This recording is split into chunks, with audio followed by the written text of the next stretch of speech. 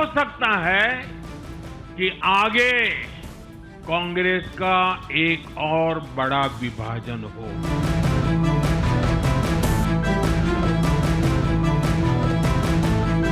कांग्रेस की राजनीति का आधार अब सिर्फ और सिर्फ नेगेटिव पॉलिटिक्स हो गया है।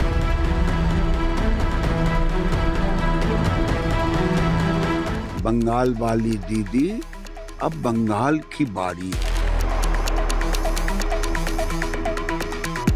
आप देखिए कि बिहार जीतते ही किस तरह से बीजेपी बंगाल में एक्टिव हो गई। बंगाल में बीजेपी एकता यात्रा निकाल रही है, उधर टीएमसी एसआईआर के खिलाफ वोट रक्षा कैंपेन चला रही है। बीजेपी अवैध बांग्लादेशियों के भागने पर टीएमसी को घेर रही है। टीएमसी बंगाल में बीएलओ की मौत को एसआईआर का अत्याचार बता रही है। यानी बंगाल में अवैध बांग्लादेशी एसआईआर के मुद्दे पर बीजेपी और टीएमसी आमने सामने हैं। बंगाल में इस वक्त अवैध बांग्लादेशियों के वापस बांग्लादेश जाने के वीडियो भी वायरल हो रहे हैं। इन्हीं वीडियो को लेकर बीजेपी टीएमसी को घेर रही है। पश्चिम बंगाल में वोटर लिस्ट फाइनल करने के लिए 4 नवंबर से एसआईआर की प्रक्रिया चल रही है। उसी के बाद से खबरें आने लगी थी कि पश्चिम बंगाल से चोरी छिपे बॉर्डर पार कर बांग्लादेश लौटने वाले घुसपैठियों की तादाद बढ़ रही है। यह तस्वीर पश्चिम बंगाल के उत्तर 24 परगना जिले की स्वरूपनगर की है, जहां का हकीमपुर बॉर्डर पोस्ट बांग्लादेश से लगता है। पिछले 3 दिनों से यहां बड़ी तादाद में बांग्लादेशी परिवार इस बॉर्डर पोस्ट के आसपास अपने सामान के साथ मौजूद हैं। इस मौके की ताक में है कि किसी भी तरह बॉर्डर पार करके बांग्लादेश में चले जाएं। आरोप है कि ये सारे अवैध बांग्लादेशी हैं जिन्होंने बिना कागजात के भारत में घुसपैठ की थी और अब यही वजह बांग्लादेश वापसी में उनके लिए मुसीबत बन रही है। बिना कागज के बांग्लादेश बॉर्डर पार करने का मतलब सीधा बांग्लादेश पुलिस के डिटेंशन सेंटर में जाना, और एसआईआर प्रक्रिया के दौरान बांग्लादेश में रहने का मतलब अवैध घुसपैठी के ठप्पे के साथ जेल की सलाखों में जाना, भारत में रहने का। बंगाल में बिना कागजातों के कई सालों से रह रहे ये घुसपैठिए पहले कभी मानते तक नहीं थे कि वो बांग्लादेशी हैं, लेकिन एसआईआर की प्रक्रिया के डर से अब वो खुद कह रहे हैं कि वो बांग्लादेशी हैं और अपने घर लौट रहे हैं। आप उत्तर 24 परगना के हकीमपुर बॉर्डर पोस्ट से टाइम्स नाउ नवभारत संवाददाता रिदिता की ये एक्सक्लूसिव रिपोर्ट देखिए। एसआईआर शुरू होते ही बंगाल का जो पॉलिटिकल परिस्थिति है वो काफ़ी टेंस्ड हो चुका है। अभी हम लोग जहाँ खड़े हैं वो है हकीमपुर चेक पोस्ट, और हकीमपुर चेक पोस्ट में जैसे कि आप देख सकते हैं ये विजुअल, ये 100 से ज़्यादा बांग्लादेशियों या जिन लोगों के पास प्रॉपर लीगल डॉक्यूमेंट्स नहीं था भारत में रहने के लिए, उन लोगों का भीड़ जम चुका है। और ये सिर्फ एक बॉर्डर का तस्वीर नहीं है, वाकई ये बहुत ही सारे बॉर्डर्स का तस्वीर है जहाँ नोदिया भी आता है, कूच बिहार भी आता है। पर इन लोगों के पास डॉक्यूमेंट्स नहीं था, फिर भी ये लोग कैसे रह रहे थे बंगाल में। और नॉर्थ 24 परगना जहाँ ये जगह है वो काफ़ी 3 घंटे का दूरी में है, एकदम सिटी के नज़दीक, कोलकाता के नज़दीक। कैसे रह रहे थे ये लोग, इधर लोगों से पूछ लेते हैं। दादा आप कब आए हो? हाँ, करीब 20 साल पहले। 20 साल पहले इधर कैसे आए हो? कैसे मतलब मेरे पापा और मम्मी के साथ आए थे, तब मैं बहुत छोटा था। मेरे आँखों में प्रॉब्लम है, तो उनको किसी ने कहा था कि इंडिया में आके डॉक्टर दिखाने से ठीक हो जाएगा। हाँ। इसलिए मुझे लेकर आए थे। उसके बाद फिर जा नहीं सके यहाँ। क्यों नहीं जा सके? क्योंकि हम इनलीगल तरीके से आए थे, इसलिए जा नहीं पाए। तो इलीगल तरीके से आए थे, इधर कोई लीगल पेपर कुछ बनाए थे उसके बाद? नहीं, उसके बाद कुछ बना नहीं पाए थे, क्योंकि कुछ बनाने के लिए तो पुराना कुछ डॉक्यूमेंट्स जो है दिखाना पड़ता है जी। वैसा तो कुछ था नहीं, इसलिए दिखा नहीं पर पाए। आप जब डॉक्टर दिखाने जाते थे या कंसल्ट करने जाते थे तब आपका कुछ मांगते नहीं थे, आईडी प्रूफ या कुछ सर्टिफिकेट? नहीं, ऐसा कुछ तो मांगते नहीं थे। कभी ऐसा कुछ ज़रूरत पड़ा नहीं है जी। तो जहाँ रहते थे उधर भी घर भाड़े पे लेने के लिए कुछ लीगल डॉक्यूमेंट्स नहीं मांगे कोई? नहीं, ऐसा कुछ तो कभी मांगता नहीं था। पहले तो इतना कुछ ज़रूरी था नहीं, ऐसे ही दे देते थे। फिर हाँ। हम 20 साल एक ही जगह पे रह गए थे ना। कहाँ रहते थे आप? हम डानकुनी में थे। अच्छा, तो आप लोग अभी क्यों वापस जा रहे हो? वापस अभी जा रहे हैं। देखिए, एक बात जो है, एसआईआर तो हो रहा है जी, ये एक बात है, और दूसरा बात यह है कि कुछ दिन पहले से हमारे वहाँ पे एक बात हो रहा था कि यहाँ एसआईआर होने के बाद एक कैंप बनाया जाएगा जहाँ दूसरे देशों के जो लोग हैं यहाँ आके रहते हैं उनको वहाँ ले जाएगा। डर से जा रहे हो? डर मतलब हाँ, वो तो है ही, ज़रूर है, क्योंकि मेरा पूरा फैमिली है मेरे साथ, तो उन लोगों को लेकर तो मैं कोई रिस्क नहीं ले सकता। तो जो लोग एसआईआर को गाली दे रहे हैं बॉस, आप उनसे पूछिए कि देश में ये इतना बड़ा क्लीन अप प्रोसेस चल रहा है और उनको एसआईआर से दिक्कत क्यों है। हकीमपुर बॉर्डर पर नवभारत की पड़ताल के दौरान कई बांग्लादेशी अपना चेहरा छिपाते नजर आए। ये वो लोग हैं जो अपनी बांग्लादेशी पहचान छिपाकर खुद को स्थानीय बंगाली बताकर सालों से कोलकाता और उसके आसपास के इलाकों में रह रहे थे। अभी कैमरे पर इन्हें अपनी पहचान खुलने का डर सता रहा है। 4 नवंबर से 4 दिसंबर तक पश्चिम बंगाल में वोटर लिस्ट करेक्शन के लिए एसआईआर का प्रोसेस चल रहा है। चुनाव आयोग उसे बहुत सख्ती से अंजाम दे रहा है। हर घुसपैठिए को वोटर लिस्ट से बाहर करने की तैयारी है। ऐसे में ये अवैध बांग्लादेशी अभी किसी भी तरह बांग्लादेश भागना चाहते हैं ताकि एसआईआर की प्रक्रिया खत्म होने के बाद मौका देखकर फिर से बंगाल में घुस जाएंगे। हकीमपुर बॉर्डर पोस्ट पर बंगाल छोड़कर अभी बांग्लादेश भाग रहे कई घुसपैठियों ने इस बात को कबूला भी है। मतलब क्यों जा रहे हो? जा रहे इसीलिए जो अभी जो मांग रहा वोटर कार्ड 2002 का, तो हम लोग तो यहाँ का है नहीं, हम लोग तो बांग्लादेश का है, तो हम लोग का पास तो है भी नहीं। तो उस साइड जाओगे तो उसके बाद आप चले जाएंगे। यहाँ पे कैंप पे जाना है। अच्छा, कौन सा कैंप में जाना है? हमको तो मालूम नहीं है, हम सुना है। हम तो आज तो सुबह यहाँ पे करा ना, हम सरेंडर कर रहे हो? हाँ, सरेंडर कर रहे हैं। कोई लीगल डॉक्यूमेंट है आपके पास? कैसे आए थे फिर इस बार? ऐसे आया था, लोग पकड़ के। किसी को पैसा देना हुआ था? किसको पैसा दिए थे? आदमी नहीं अभी दिया दूसरा आदमी को। सोचिए, देश से अवैध बांग्लादेशी बाहर जा रहे इस एसआईआर की वजह से, लेकिन बंगाल में टीएमसी ने, ममता बनर्जी की पार्टी ने एसआईआर के खिलाफ मोर्चा खोला हुआ है। टीएमसी जगह जगह कैंपेन चला रही है और भरोसा दिला रही है कि किसी का भी वोट नहीं कटने देंगे। लेकिन इस भरोसे के बाद भी बांग्लादेशी घुसपैठियों की भगदड़ नहीं थम रही, क्योंकि ये बांग्लादेशी जानते हैं कि अगर जांच में उनसे कागजात मांग लिए गए तो क्या कागज दिखाएंगे। जिन्होंने किसी तरीके से आधार कार्ड बनवा भी लिए हैं, उन्हें भी ये डर है कि कहीं चेकिंग में पकड़े न जाएं।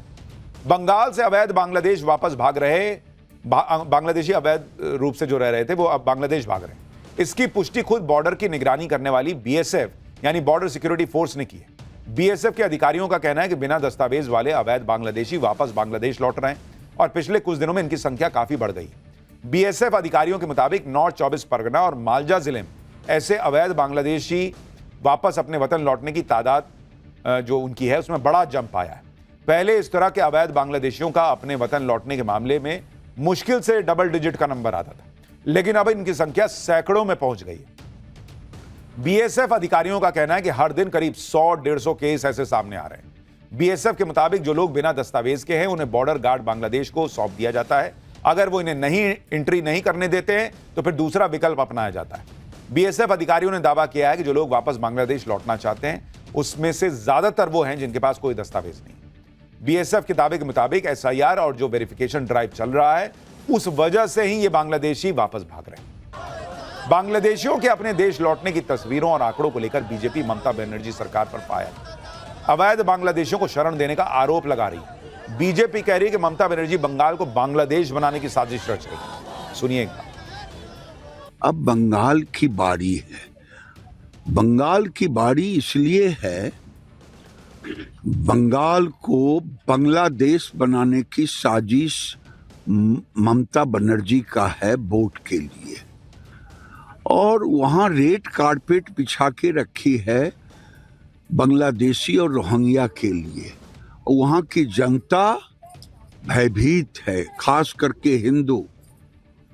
तो अब बंगाल में भी इस बार झाड़ू पोछा लगा करके उसको खत्म करना। इधर ममता बनर्जी को घेर रही है बीजेपी। उधर ममता बनर्जी ने एसआईआर प्रक्रिया के दौरान बीएलओ यानी बूथ लेवल ऑफिसर की मौत पर चुनाव आयोग को घेर दिया। ममता बनर्जी आरोप लगा रही है कि आज ही जलपाईगुड़ी में एक और बूथ लेवल ऑफिसर ने एसआईआर के प्रेशर में अपनी जान दे दी। एसआईआर शुरू होने से लेकर अभी तक 28 लोग अपनी जान गंवा चुके हैं। यह सब इसलिए हो रहा है क्योंकि चुनाव आयोग ने बिना प्लानिंग के इन पर वर्कलोड बढ़ा दिया। जो काम पहले 3 साल में होता था वो 2 महीने में हो रहा है, वो भी इसलिए ताकि अपने सियासी मालिक को खुश किया जा सके। इधर विपक्ष एसआईआर में फंसा हुआ है। उधर पीएम मोदी और नीतीश की जोड़ी बिहार में सरकार बनाने जा रही है। कल बिहार में शपथ ग्रहण समारोह है। बिहार में चुनाव से पहले इंडी गठबंधन पूरा माहौल बना रहा था कि मोदी शाह नीतीश कुमार को तो मुख्यमंत्री बनाएंगे ही नहीं, मोदी अपने किसी चेले को सीएम बना देंगे। लेकिन आप देखिए कि पटना में गांधी मैदान में नीतीश कुमार शपथ लेने वाले हैं। नीतीश कुमार को आज एनडीए का नेता चुन लिया गया। नीतीश कुमार के साथ कल कुछ मंत्री भी शपथ ले सकते हैं। इससे पहले आज बीजेपी की बैठक में डिप्टी सीएम सम्राट चौधरी को विधायक दल का नेता चुना गया। इसके अलावा विजय सिन्हा को डिप्टी लीडर चुना गया। सम्राट चौधरी और विजय सिन्हा नई सरकार में भी डिप्टी सीएम रहेंगे। यानी बिहार में नीतीश बीजेपी की वही टीम फिर से काम करने जा रही है जिस टीम को इतना बड़ा जनादेश मिला है। गठबंधन में कुछ लोग तो कह रहे हैं कि बिहार में जो दुर्दशा हुई उसे कांग्रेस भूल गई है, लेकिन कांग्रेस ऐसी ही सोच से चलती रही कि उसे पता नहीं कि बीजेपी के तूफान में कांग्रेस तिनके की तरह उड़ जाएगी। यह किसने कहा है आगे आपको बताऊंगा। लेकिन पहले राहुल गांधी का हाल आप देखिए। बिहार में हार के बाद राहुल गांधी ने एक हाई लेवल मीटिंग की। भाई सबको लगा कि कुछ तूफानी करेंगे, जिम्मेदारी लेंगे कि मैं 95 हार में हिस्सा रहा हूं, मैं हट जाता हूं। अरे भाई राहुल गांधी अलग लेवल पे चल रहे हैं। सूत्रों से खबर है कि मीटिंग में राहुल गांधी ने फिर से चुनाव आयोग और एसआईआर पर सवाल उठाए। राहुल गांधी ने कहा कि उनकी पार्टी इस लड़ाई को संगठन के तौर पर, सियासी तौर पर और कानूनी तौर पर लड़ेगी। सूत्रों से खबर है कि राहुल गांधी ने कहा कि बिहार में जल्दबाजी में एसआईआर किया गया और जो जेन्युइन वोटर्स हैं उनके नाम हटा दिए गए। राहुल गांधी ने यह भी कहा कि कांग्रेस और इंडी गठबंधन नतीजों की गहरी समीक्षा करेगा। ये समीक्षा ही करते रह जाएंगे। राहुल गांधी इस हाई लेवल मीटिंग में उन 12 राज्यों के नेता भी मौजूद रहे जहां चुनाव आयोग एसआईआर की प्रक्रिया चला रहा है या चलाने वाला है। कांग्रेस ने एसआईआर के खिलाफ दिल्ली के रामलीला मैदान में बड़ी रैली का भी ऐलान कर दिया। कांग्रेस अब कह रही है कि वो अब एसआईआर के खिलाफ सड़क पर उतर जाएगी। कांग्रेस को यह समझ में नहीं आ रहा कि वो सड़क पर उतरने की बातें कर रही है। राहुल गांधी की ये पॉलिटिक्स उन्हें ऑलरेडी सड़क पर ले आई है। पब्लिक उनको सड़क पर ले आई है, बॉस वोट नहीं दे रही, इनको समझ ही में नहीं आ रहा है। राहुल गांधी, कांग्रेस, इनमें से कोई बदलने के मूड में नहीं दिख रहा। सबसे खराब प्रदर्शन का सारा बोझ जो है वो उन्होंने उठाया और चुनाव आयोग के माथे पर डाल दिया कि इसकी वजह से हारे। और हमने आपको कहा भी था कि ये लोग उसी का बेस बना रहे हैं क्योंकि इनको पता था ये आ रहे हैं। लेकिन कई लोग, कांग्रेस के अंदर कई नेता आत्ममंथन के लिए बोल रहे हैं, पार्टी की नीतियों पर सवाल उठ रहा है। लेकिन उधर राहुल गांधी चुनाव आयोग के खिलाफ नया मोर्चा खोलने की तैयारी में। हालांकि राहुल गांधी के खिलाफ खुद ही मोर्चा खुल गया। कांग्रेस के कुछ नेताओं और इंडी के सहयोगी के बाद अब समाज का एक वर्ग भी राहुल गांधी को घेर रहा है। 272 प्रभावशाली लोगों ने राहुल गांधी के खिलाफ लेटर लिख दिया। चुनाव आयोग जैसी संवैधानिक संस्था की इमेज के खराब करने के लिए राहुल गांधी की आलोचना की गई है। इस लेटर में कहा गया है कि देश के संविधान पर हमला किया जा रहा है। कभी संसद, कभी सेना, कभी जुडिशरी, इन सब की इमेज खराब करने की कोशिश की जा रही है और अब चुनाव आयोग निशाने पर है। इस ओपन लेटर में कहा गया है कि राहुल गांधी ने चुनाव आयोग पर गंभीर आरोप लगाए, धमकियां दी, लेकिन हलफनामे के साथ एक भी आधिकारिक शिकायत नहीं। इस लेटर में राहुल गांधी को यह सलाह भी दी गई कि वो अपने सियासी खुन्नस को साइड में रखें और लोकतांत्रिक तरीके से आए नतीजों को स्वीकार करें। ये जो कांग्रेस के नामदार हैं, ये जिस रास्ते पर कांग्रेस को लेकर चल रहे हैं, इसके प्रति घोर निराशा, घोर नाराजगी अंदर ही अंदर पनप रही है। और मुझे तो आशंका है, हो सकता है कि आगे कांग्रेस का एक और बड़ा विभाजन हो। यानी इस देश के प्रबुद्ध लोग राहुल गांधी को चिट्ठी लिख के समझा रहे हैं, बॉस, कि देश का बेड़ा गर्क ना कीजिए, आपके पॉलिटिक्स का बेड़ा गर्क हो रखा है, उसको सुधारने पर काम कीजिए। उधर पब्लिक का गुस्सा भी बढ़ता जा रहा है क्योंकि वोट चोरी का नाम लेकर राहुल गांधी और कांग्रेस ऐसी ऐसी बातें कर रहे हैं जिनका सिर पैर है ही नहीं। आप देखिए कि बिहार के चुनाव नतीजे के बाद भी ऐसा ही हो रहा है। कांग्रेस एनडीए के 8 कैंडिडेट की जीत का आंकड़ा लेकर आई, कह रही है कि चुनाव आयोग ने इसमें 100 का खेल किया है क्योंकि जीते हुए कैंडिडेट्स को जितने वोट मिले हैं उसमें शुरुआती 3 अंक 100 है। इसके बाद कांग्रेस बीजेपी के 5 कैंडिडेट की एक और लिस्ट लेकर आई। इसमें आरोप लगाया कि चुनाव आयोग ने 122 का अच्छा जुगाड़ किया है क्योंकि जीते हुए कैंडिडेट को जितने वोट मिले उसके शुरुआती 3 अंक 122 है। कोई सिर पैर है इस बात का बॉस?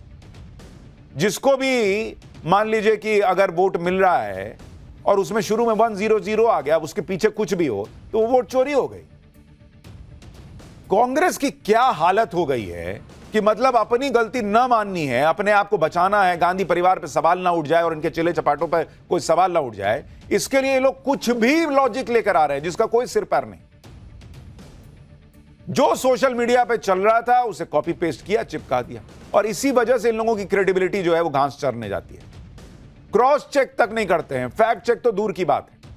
100 की सेटिंग, 122 की सेटिंग का नाम लेकर प्रोपेगेंडा फैला रहे हैं। मैं आपको इसका सच दिखाता हूं। पंजाब, कर्नाटक, हिमाचल प्रदेश और जहां कांग्रेस और इंडी गठबंधन की जीत हुई वहां ऐसे कई उदाहरण मिल रहे हैं जहां जीतने वाले कैंडिडेट को मिले वोट के नंबर शुरुआती 3 डिजिट 1 है। जैसे आप पंजाब में 2017 में हुए चुनाव का डेटा देख लीजिए। अमृतसर नॉर्थ से कांग्रेस के सुनील दुत्ती को 59,212 वोट मिले। राजा सांसी को कांग्रेस के सुखविंदर सिंह को 59,628 वोट मिले। तरन तारण से कांग्रेस के धर्मवीर अग्निहोत्री को भी 59,794 वोट मिले। जालंधर कैंट से कांग्रेस के परगट सिंह को भी 59,349 वोट मिले। राजपुरा से कांग्रेस के हरदयाल सिंह कंबोज को 59,107 मिले। तो कांग्रेस क्या 59,000 वाला खेला कर रही थी और इसीलिए कांग्रेस की उस वक्त सरकार बन गई थी। इसी तरह पठानकोट से कांग्रेस के अमित विज को 56,383 वोट मिले। मुकेरिया से कांग्रेस के रजनीश कुमार को 56,787 वोट मिले। दसूया से कांग्रेस के अरुण डोगरा को 56,527 वोट मिले। यहां भी कांग्रेस के सभी उम्मीदवारों को 56,000 वोट के आसपास मिले। तो क्या उन्होंने खेला किया था? भोगा से कांग्रेस के जोगिंदर पाल को 67,865 वोट मिले। गुरदासपुर से कांग्रेस के बरिंदर मीत सिंह को 67,709 मिले। गिल सीट से कांग्रेस के कुलदीप सिंह को 67,927 मिले। फिरोजपुर सीट से कांग्रेस के परमिंदर सिंह को 67,559 वोट मिले। तो ये 67,000 वाला खेला चल रहा था क्या? आप ये लोग ये भी नहीं सोचते हैं कि भाई आज की डेट में लोग पाठशाला देखते हैं, अवेयर रहते हैं, तुरंत धरा जाएंगे ये लोग, और उसके बाद ऐसा नैरेटिव चलाते हैं तो क्रेडिबिलिटी जो है वो ढेले भर की नहीं बचती। उसके बाद कहते हैं कि मैं बोलता हूं तो पब्लिक मानती क्यों नहीं? अरे कैसे मानेगी बॉस? और पंजाब में ये लोग जीते थे जिस वक्त का आपको आंकड़ा बता रहा हूं। कर्नाटक देखिए ना, 2023 के चुनावों में कांग्रेस ने सरकार बनाई, वहां भी इनके कैंडिडेट्स का ऐसा ही डेटा था। तब तो चुनाव आयोग पे सेटिंग का आरोप नहीं लगा। जैसे बागलकोट से कांग्रेस के HY मिति को 79,336 वोट मिले। मुद्दे बिहाल से कांग्रेस के KCS नायगौड़ा को 79,483 वोट मिले। मस्की सीट से कांग्रेस के बसनगौड़ा तुरविहाल को 79,566 वोट मिले। तीनों सीट पर उम्मीदवार जो है वो 79,000 वोट से जीता था। तो यहां 79,000 वाला खेला हो रहा था। हिमाचल, जहां कांग्रेस ने 2022 में सरकार बनाई, जयसिंहपुर से कांग्रेस के यादविंदर गोमा को 28,058 वोट मिले। श्री रेणुका जी सीट पर कांग्रेस के विनय कुमार को 28,642। कसौली से कांग्रेस के विनोद कुमार सुल्तानपुरी को 28,200। रामपुर से कांग्रेस के नंदलाल को 28,397। चारों सीट पर कांग्रेस के उम्मीदवार को 28,000 वोट मिले। भट्टियात सीट पर कांग्रेस के कुलदीप पठानिया को 25,989 वोट मिले। कसुमपट्टी सीट से कांग्रेस के अनिरुद्ध सिंह को 25,759 वोट मिले। तो ये क्या 25,000 वाला खेला हो रहा था क्या? ऐसे इतने उदाहरण है कि कितने देते चले जाएं। कांग्रेस पार्टी नहीं बदल रही बॉस। वोट चोरी के आरोपों पर भी कांग्रेस अपने जाल में फंसती जा रही है। आरोप लगा रही है कि बिहार में महिलाओं के खाते में 10,000 रुपए डालकर वोट चोरी की गई। लेकिन ऐसा तो झारखंड में चुनाव के दौरान भी हुआ था। वोटिंग से 2 दिन पहले महिलाओं के खाते में पैसे ट्रांसफर हुए थे। सच यह है कि चुनाव आयोग उन योजनाओं पर रोक लगा नहीं सकता जिन्हें चुनाव कार्यक्रम शुरू होने से पहले शुरू किया गया था। बिहार में मुख्यमंत्री महिला रोजगार योजना की शुरुआत 26 सितंबर 2025 को हुई थी, जिसके तहत महिलाओं को आत्मनिर्भर बनाने के लिए 10,000 रुपए की मदद दी जानी थी। इस योजना के शुरू होने के बाद बिहार में चुनाव की तारीखों का ऐलान 6 अक्टूबर को हुआ। इसी तरह झारखंड में भी मैया सम्मान योजना चल रही है, जिसके तहत महिलाओं को हर महीने 1,000 रुपए दिए जाते हैं। झारखंड में इस योजना की शुरुआत जुलाई 2024 में हुई। योजना के तहत ही 11 नवंबर 2024 को 1,000 रुपए महिलाओं के खाते में ट्रांसफर हुए, जबकि मतदान 13 नवंबर को हुआ, 2 दिन बाद। तो क्या 2 दिन पहले 1,000 रुपया ट्रांसफर करके महिलाओं का वोट झारखंड में खरीदा गया था क्या?